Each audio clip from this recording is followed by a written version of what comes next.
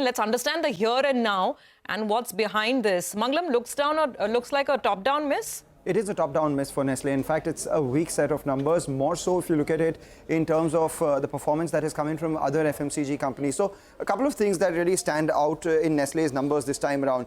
Domestic sales growth has just been 4.2%. This as against Nestle's own run rate of near double-digit growth for the last 10 to 15 quarters for the domestic business in particular. So maybe at some point high base is catching up. The company itself is acknowledging weakness in consumer sentiment. They've called this quarter having a lot of external challenges such as lower consumption growth, concerns on continued food inflation and volatile commodity prices.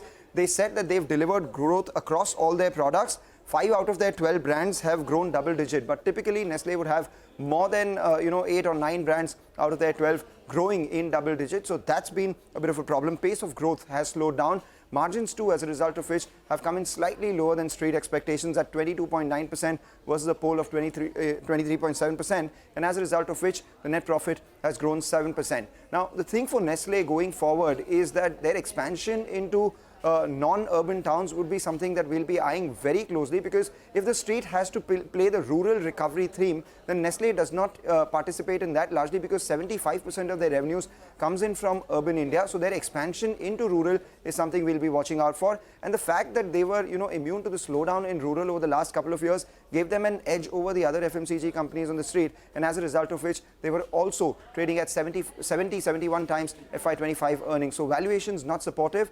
Even though the royalty hike issue is out of the system, going forward, demand for urban India and continuing that pace of growth at a time when others would grow faster because of rural recovery is something that Nestle will have to contend with, and as a result of which the stock currently at the lower end of today's trading range. Thank you very much for that. In fact, this whole month, it's the rural-facing FMCG companies which have done well. Marico is up 9% in July. HUL is up 8.5%. Dabur is up 4.5%, as opposed to Nestle, which is down 2%. So in the FMCG, the positioning, the pivot is towards the companies which benefit from a rural recovery. Rains have been good, very, very strong, in fact. Even the Kharif sowing has been fairly robust. So the street is backing more on the rural-facing. For Nestle, it's a miss Q1. But as Mangalam pointed out, we will watch for their expansion into Tier 2, Tier 3 cities. We will slip into a break on that note. We'll come back and talk commodities. Manisha Gupta is waiting by.